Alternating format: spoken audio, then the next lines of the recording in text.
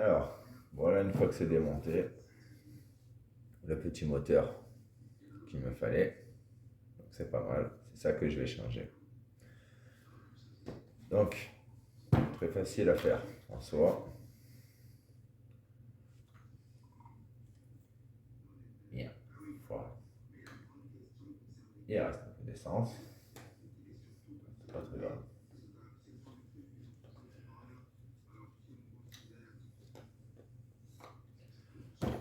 Alors, on va faire le remontage comme s'il était neuf, hein. Comme ça, on va le enlever pour vous montrer. Alors forcément, il y a un sens, il y a un téton pour le mettre, on ne peut pas se tromper.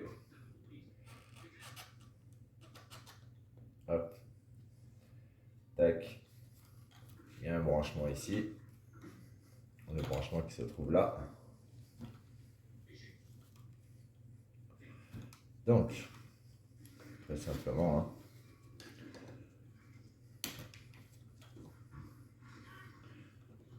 Et vu que ma caisse à outils est dans la voiture, je l'ai fait juste, il y a juste deux clips à enlever. Hop, hop, hop, on se remet ça comme si que tout était normal. Le clip en dessous, il y a un sens, on ne peut pas se tromper non plus. On ne peut pas le mettre comme on veut, donc quoi qu'il arrive, on ne peut pas se tromper. Voilà. Alors, hop, dessous, il y a un sens pour remettre le cache, évidemment. Le filtre se met au bout. Donc, ça se met. Voilà, tout simplement. Forcément, ça va dans le sens où ça peut se caler dans le téton. Ok.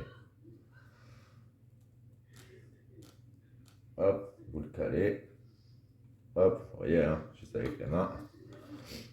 Là, si on regarde bien dedans, on voit bien que ces niveaux-là, je vais vous le tourner comme vous voyez bien. Il est ouf. Hop là, évidemment, moi je le vois. Donc, là, il y a le clips. Ça, on le fait sauter. Vous appuyez, il sort. Là, je l'ai remis pour vous montrer, parce que j'ai pas encore reçu la pièce. D'accord? Donc, on fait l'inverse.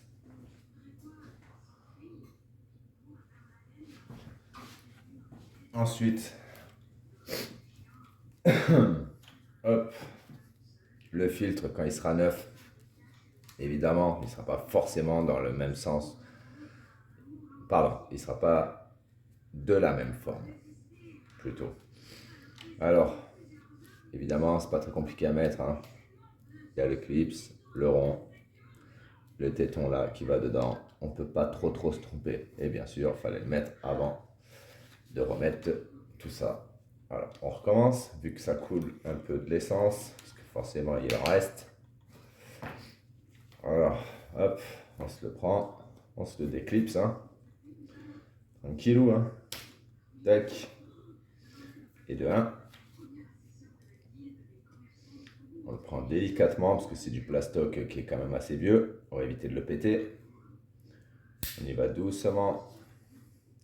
On force jamais sur cette partie, parce que c'est quand même ça, c'est la jauge qui va jusqu'au tableau de bord. Donc c'est très important de faire très attention à cette partie-là. Donc on enlève les deux clips aux extrémités en premier. Vous allez voir, ça va s'enlever vraiment très facilement. Ah ben et voilà. Alors, une fois que c'est ouvert, quand vous remettez le moteur à sa place, donc en soi c'est l'ancien, mais ça ne change rien, que ce soit le vieux ou le neuf, hop, tout simplement. C'est vraiment très simple. Et une fois que ça sera bien mis, ça, vous voyez, la jauge qui ne force pas, hein, vous voyez, elle marche vraiment. Je ne le retourne pas entièrement parce qu'il y a plein d'essence. Hop, hop, hop. Je suis désolé, je suis enrhumé aujourd'hui. On remet. la partie d'en dessous qui va là. Et en fait, elle va emboîter et le moteur et le tout. Donc, c'est vraiment très, très simple. Moi, j'en avais vu où il fallait vraiment tout démonter, tout enlever. C'était pas du tout comme ça. Donc, c'est quand même plutôt high-tech et bien foutu. Parce qu'avec un simple couteau, j'ai pas de tournevis sous la main. Donc, je me suis dit, on va tester si j'y arrive. Sinon, je vais aller le chercher. Parce que la voiture n'est pas garée ici à côté là. Elle est un peu plus loin. J'avais un peu la flemme d'y aller. Donc, j'ai tâté. Et voilà. Hop, là, c'est remonté. Tout simplement. Le clip qu'on voit dedans, le noir ici, là, vous voyez, c'est ce qui raccorde l'électricité et tout. Et comme plusieurs modèles, on voit bien ici, par contre, les branchements sont identiques droite et gauche. Il y en a qui sont plus ou moins gros, mais pas ceux-là. Je sais pas si on voit bien là. J'ai pas encore la GoPro, donc ok, là on voit. Et en fait, les branchements sont tout à fait identiques, mais en fait, on n'a pas besoin du tout. Et vous voyez, tout est clipsé. C'est vraiment génial en fait. Donc c'est vraiment pas mal. Si je voudrais, je pourrais l'ouvrir, ce qui ne sert strictement à rien là tout de suite, hein. Le problème, c'est le moteur. Donc on va pas s'amuser à l'ouvrir, risquer d'abîmer quelque chose. Et vous voyez comment c'est fait? Regardez. Ça, c'est la jauge. Et en fait, plus ça monte, plus ça raccourcit. En fait, c'est juste l'électricité qui passe, hein. C'est vraiment très très simple un fonctionnement. Je vais vous expliquer ça en deux spi. En deux, un petit tuto. La jauge, le plus et le moins.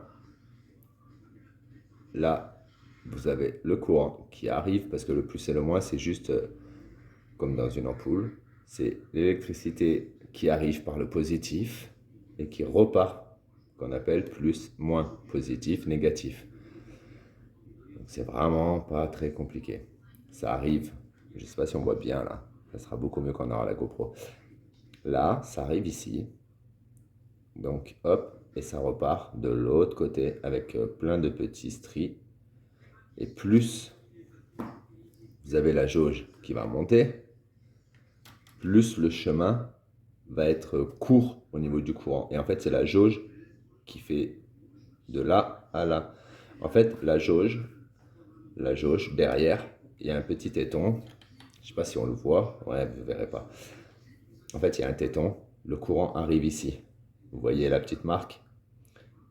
Et grâce à la jauge, en fait, vous avez une petite lame qui vient de là et qui touche celle-là et qui touche celle-là. Les deux stries là. Et en fait, ça fait passer le courant. Donc là, plus c'est en bas, plus le courant est long à monter les stries et après il repart. Donc ça veut dire que vous êtes tout en bas, il y a le maximum du courant qui passe et la jauge est au maximum et là vous avez le plein. Vice versa, plutôt. Là vous êtes à vide. Donc plus c'est long, plus ça met du temps, plus la jauge elle est basse et vous êtes en réserve. Et maintenant, quand on met le plein, ça monte. J'essaye de faire dedans, de pas être devant la caméra. Alors c'est une galère, parce que je suis tout seul. Hop, ça monte. Et ça raccourcit en fait le chemin que l'électricité va prendre. Voilà, on voit, hein. Et en fait, plus le chemin est court, plus ça fait monter l'aiguille. Ça envoie du courant qui est plus fort. Plus c'est loin, plus ça envoie le courant bas. Plus c'est haut, plus ça envoie le courant fort. Pour résumer, hein. Et du coup, ça fait que vous avez l'aiguille plus ou moins haute. Donc là, elle est au plus bas dans le réservoir. Donc il y a énormément de courant. Enfin, le courant doit faire énormément de chemin. Donc on en arrive à qu'il n'y a pas beaucoup de puissance. Du coup, l'aiguille est tout en bas dans la réserve. Plus ça monte, vous voyez, je vais être devant la caméra, plus ça monte, plus ça raccourcit le chemin que l'électricité doit prendre. Après, c'est de la très basse tension. Donc, plus c'est court, plus l'électricité est puissante et plus l'aiguille va monter en fait. Donc, ça veut dire que vous aurez le plein. Là, vous avez le plein. Plus ça descend, plus ça s'éloigne, plus le courant met du temps, moins vous allez avoir l'aiguille haute, ce qui va arriver jusqu'à être en réserve. Voilà comment ça fonctionne. C'est vraiment très simple le fonctionnement. Bref, passons. Le sujet, c'était pas comment ça fonctionne. Là, vous avez le... Ah, j'ai mangé le mot, le régulateur, ce qui tombe jamais en panne, ou vraiment, vraiment très, très rarement. C'est... Ouais, c'est quasi impossible. Mais ça arrive. Ça peut arriver. Surtout sur des voitures, ça dépend les modèles en fait. Il y a des modèles où ça n'arrivera jamais de la vie, et il y en a où si ça a été de mauvaise qualité, quand ça a été fabriqué, qu'ils ont mis des mauvaises pièces de mauvaise qualité, ça marche, ça finira par arriver. Bref, là c'est pas le cas, ça a l'air d'être plutôt pas mal. Donc voilà, une fois remonté, on a tout bien remonté, rien ne bouge. Le filtre a été légèrement nettoyé au cas où, parce que je vais voir, il y en a où il n'y a que le moteur tout seul. Donc là on a le filtre qui est plutôt propre. Donc maintenant, voilà, mettons, ça sort comme ça du réservoir. On le voit bien, hein. C'est toujours aussi sale. Je la nettoierai bien sûr. Alors, on va repartir à l'envers. Hop, on va faire comme si on le démontait. Donc on le prend du sens où on n'appuie pas sur la jauge. On évite, hein, parce que comme je vous ai dit, c'est la partie vraiment la plus fragile. Et il faut vraiment pas qu'il y ait d'appui dessus ou quoi. On peut la manipuler, hein, c'est pas non plus en sucre. Mais il faut faire vraiment attention. Parce que à ce niveau-là, où il y a l'électricité, là, que je vous ai dit, c'est vraiment très sensible et c'est très fin. Donc ça peut casser assez facilement, il vaut mieux se méfier, il y a les mollos. Le mieux, si vous n'êtes pas sûr, vous le calez comme ça, là, et vous y mettez un bout de scotch autour. Enfin, vous le calez comme ça, plutôt, bien serré. Hop, vous mettez un bout de scotch tout le tour. Voilà, comme ça, vous êtes sûr qu'au moins ça ne bougera pas. Moi, ça va, je suis assez sûr de moi, j'ai l'habitude. Alors, hop, maintenant, hop, moi je le décale, d'où pourquoi je ne le scotche pas. De toute façon, après on y va mollo, hein. Ça reste du plastique qui est dans de l'essence depuis des années. Donc le plastique est quand même prévu pour ça de base. Ce plastique-là, je ne parle pas de tous les plastiques, mais du coup, on va éviter de forcer dessus pour éviter de le péter.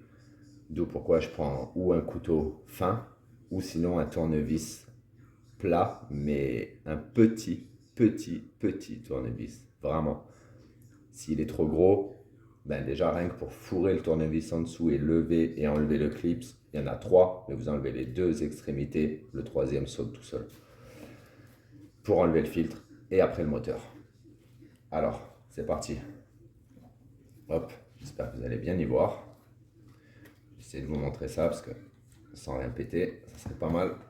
Alors, on enlève le premier clips. Tout simplement, on va le prendre comme ça et faire levier tout doucement. Et voilà. Hop. Et hop, on y va mollo. Voilà, et d'un côté, on baisse le machin là. Tac. Ouais, excusez-moi hein, pour les mots et tout, franchement, on s'en fout. Le but c'est de y arriver. Les mots, c'est secondaire. Vous avez compris le principe. C'est le principe. On enlève ce clip là maintenant, vous voyez. Et en fait, c'est très simple. Vous le prenez, tac, et vous faites levier. Donc j'espère qu'on voit bien la caméra. Putain, c'est pas évident tout seul. C'est un peu la merde. Hop. Alors, on prend vraiment l'angle, tout doucement. On sent quand on force, de la manière qu'on force, si on va dans l'abus ou pas. Donc vous y allez doucement, doucement. Le but c'est pas de faire un concours de vitesse, hein. C'est d'y arriver surtout. Hop.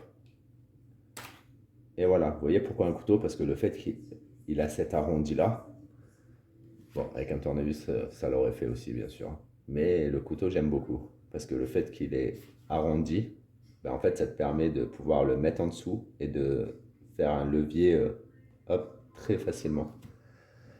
Et je trouve qu'on a plus de précision, en fait. Voilà. Maintenant qu'on a enlevé la protection qui bloque le filtre et le moteur, on se met ça de côté. Le reste a été testé préalablement, hein. J'ai vérifié, c'est en bonne santé. maintenant, on voit là. Yes. Hop, on va s'enlever le filtre. Pareil, on va reprendre notre super couteau, encore une fois. Tout simplement. On prend par en dessous et on fait le biais tout doucement. Hop, voilà. Parfait. On y voit là, ouais. Comme je n'explique pas, j'ai pas encore le matos pour filmer et pouvoir poser avec un trépied, tout ça. Donc, c'est un peu compliqué. Là, c'est le filtre, comme je vous ai dit. On voit bien à travers et tout. Bon, il est encore un peu crados, mais en très bon état et pas troué. Donc, si on peut éviter des dépenses inutiles, pourquoi pas. Donc, je ne change pas le filtre. Parce que le moteur tout seul, hein, sans filtre, sans que dalle, c'est 20 €. Donc, je vais le commander. Hop.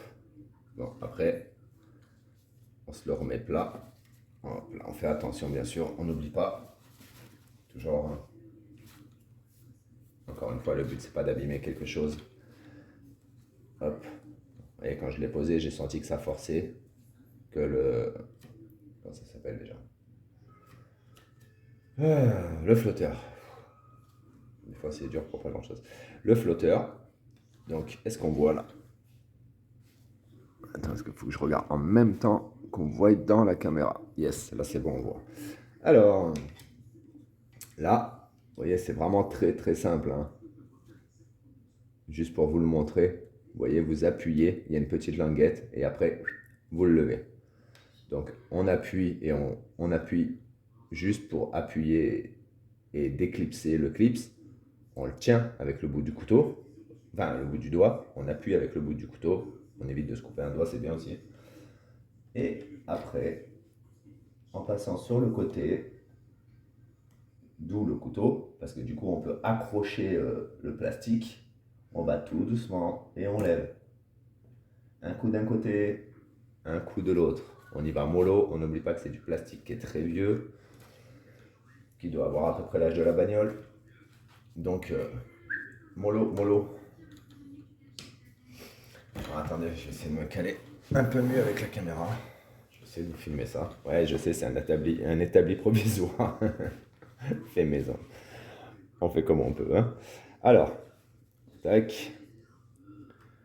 On appuie. Et en fait, on va essayer de le lever tranquillement. Voilà. Vous l'avez pas vu, mais moi je le sens, il se déclipse. Parfait.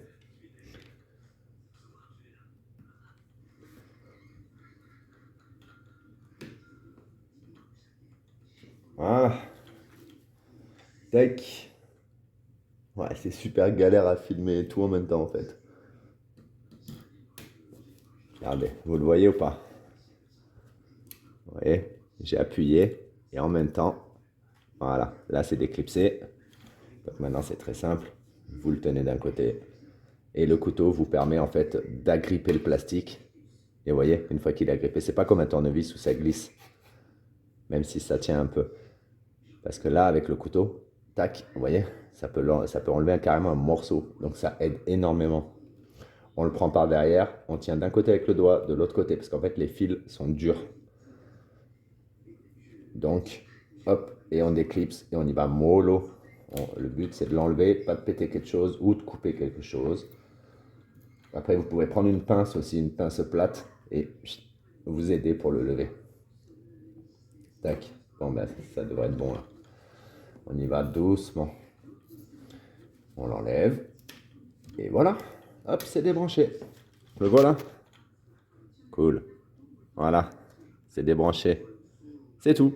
Et maintenant, je sais pas si on va le voir. Ici. Vous voyez la petite bague bleue là? Regardez. Vous le voyez la petite bague bleue? Et bien en fait, c'est là où c'est branché la pompe. Donc, hop. Et en fait, c'est juste un caoutchouc qui fait l'étanchéité, qui le tient, parce que regardez. Et en fait, c'est la bague qui est en dessous, qui vient ici, qui tient le tout. C'est on met le filtre, la bague, merci, au revoir, ça tient, on n'en parle plus. Donc vous y allez mollo, droite, gauche, et ça va venir en tirant doucement. Bon, c'est pas super bien filmé, je suis désolé, mais je fais comme je peux. vous vous aidez en passant le doigt de l'intérieur, en poussant légèrement dessus et hop. Et voilà, il est là le coquin. Tout ça pour ça. Ok. Ça, on va se le reposer de manière à ne rien abîmer. Voilà. Tac. On est pas mal. Tac. Et voilà. Cette bague, bien sûr, on évite de la paumer. Ou à peu près, où c'est la taille qu'elle fait. Vous voyez? Parce qu'en fait, quand vous allez me remettre le moteur, ça vient en appui dessus. Pour avoir la bonne taille et pour que en bas, ça puisse se clipser après et s'emboîter et le tenir. S'il n'y a pas la bague, il va s'enfoncer beaucoup plus haut. Du coup, quand vous allez mettre ce clip en dessous, ben ça pourra pas du coup appuyer dessus pour le tenir. Parce que si vous enlevez cette bague, et ben du coup ça va s'enfoncer jusqu'au fond. Et du coup ça sera plus comme ça. Donc ça sert à rien en fait. Il faut vraiment pas la perdre. Et si vous la perdez, ben vous en mettez une autre. Vous trouvez quelque chose qui est à peu près de la même taille de tout ça, jusqu'à ce que le moteur, le dessous, applique bien une fois que c'est clipsé. Vous n'aurez pas le choix. Parce qu'il y a bien sûr le filtre et tout qui vient se fixer dessus. Donc il faut vraiment, vraiment pas perdre cette petite bague. Ou sinon, il faut se débrouiller pour mettre autre chose. Un petit bout de tuyau en plastoc de durite ou quoi, qui fait à peu près la même taille pour compenser le jeu en fait. Et vous, comme ça, vous pourrez remettre votre clip en dessous. Vous voyez? Ça fait 0,5 à peu près. 0,5 mm, je dirais. Je dois pas être loin de la vérité. Voilà, donc vous avez enlevé le moteur, le clip, tout. On a réussi à tout enlever. Et bien sûr, si vous avez besoin, après, dessus, il y a toujours marqué les informations. On le voit là. Vous voyez? Il y a toutes les infos avec les numéros de série de ça, mais aussi de ça. Du système entier, bien évidemment. Donc, si on regarde, on a un numéro ici, pareil. Là, en l'occurrence, on le voit. Enfin, moi, je le vois, peut-être pas vous. 0, 1, 303, 134. Et normalement, on a toujours un numéro marqué aussi sur le moteur qui est gravé. Celui-là ne s'effacera pas. Ben, on voit pas. Oups, on voit pas à la caméra, c'est pas grave. Mais moi, je le vois, il y a un numéro de série. Et grâce à ce numéro de série, vous retrouverez exactement le même modèle. Et vous voyez, ça marche bien en 12 volts. C'est un VDO numéro 3, 12 volts. En quoi ça signifie? J'en sais rien, mais en tout cas, je sais qu'avec ces infos, on retrouve le même. Ben, du coup, ça sert à ça. Voilà. Donc maintenant, j'attends que le nouveau moteur arrive. Je l'ai commandé. Dès qu'il arrive, je vous ai montré comment le remonter. Je vous ai montré le démontage.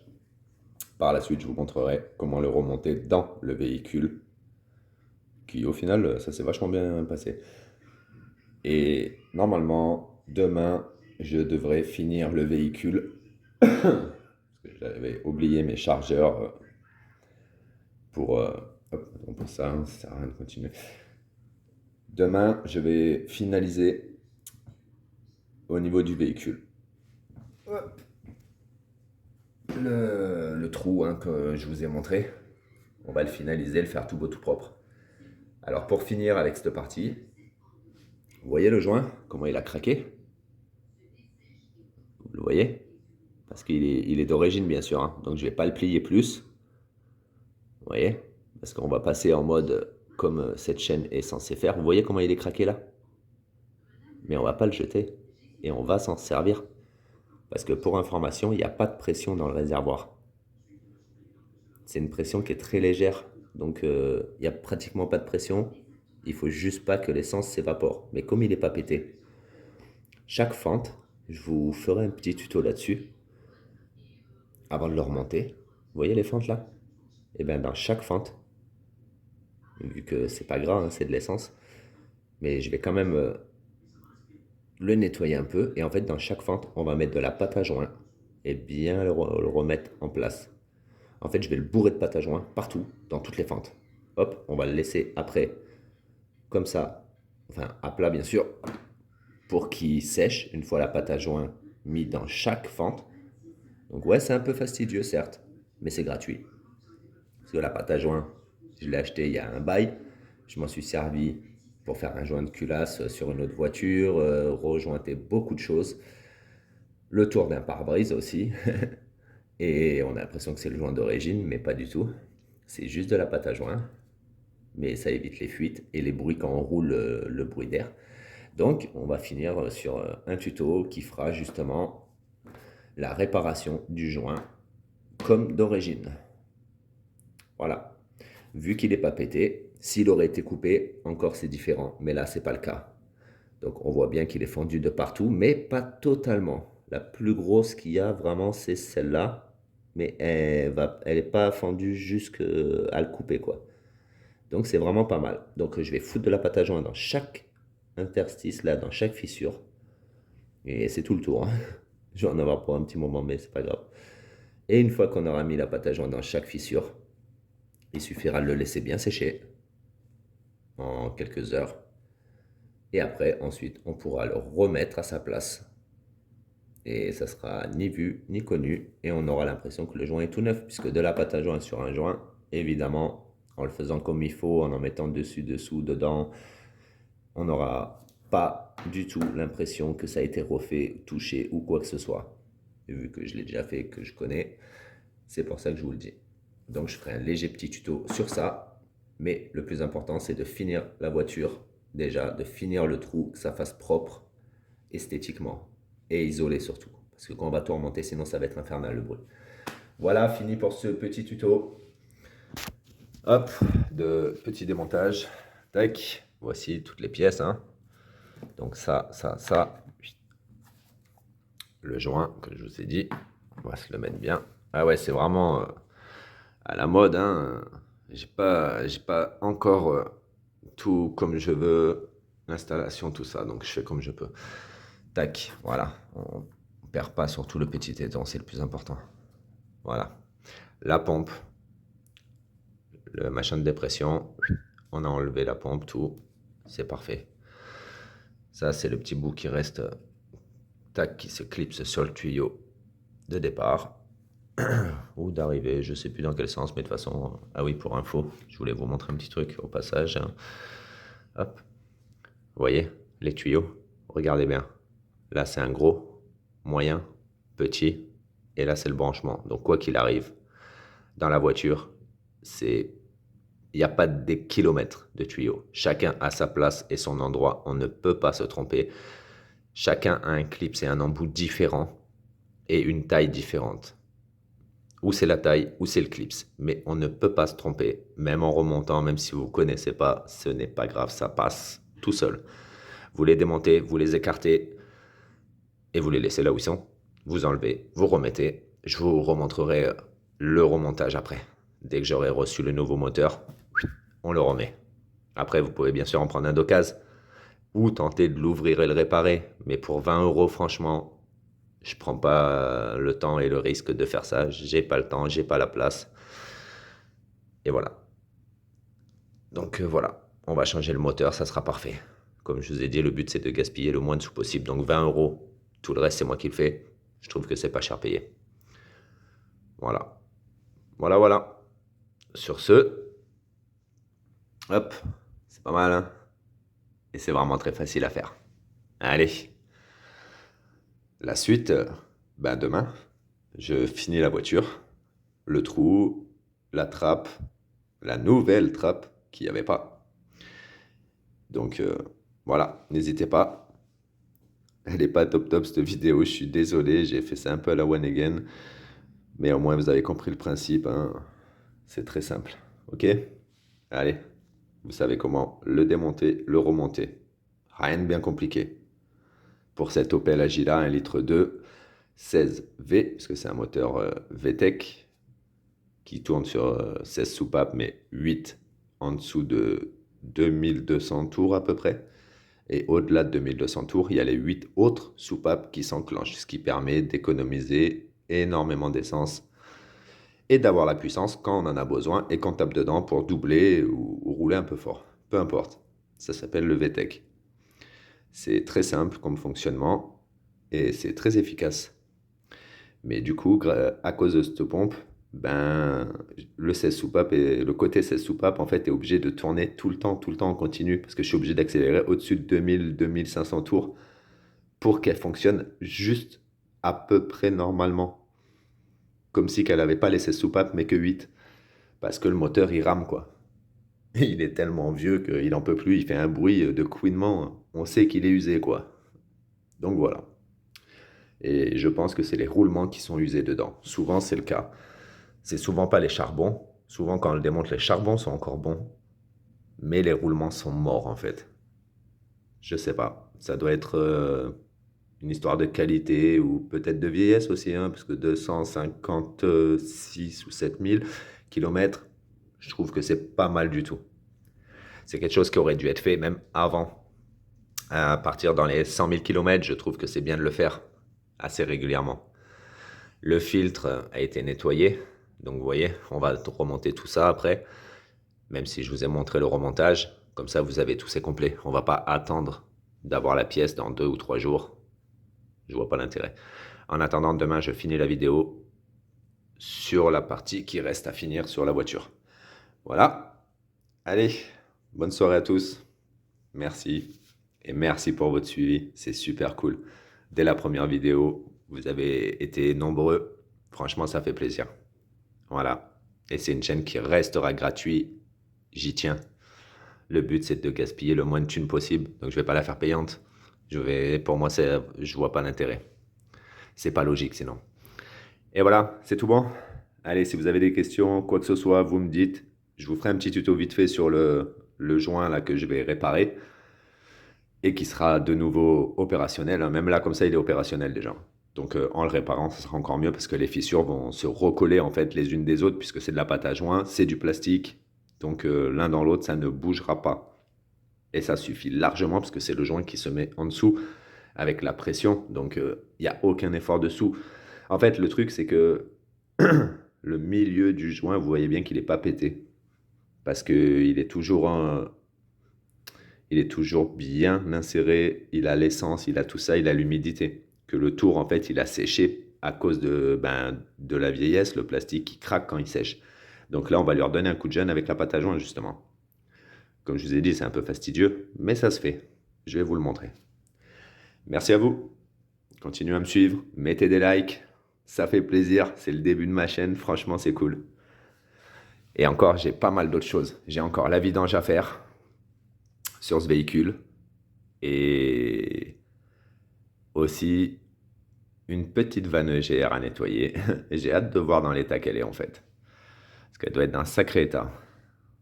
Donc, on commence par ça. Demain, on finit la partie réservoir. Et après, on verra pour la vidange, la vanne EGR.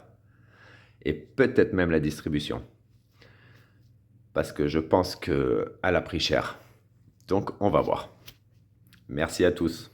Mettez des likes, mettez des commentaires. Et surtout, abonnez-vous.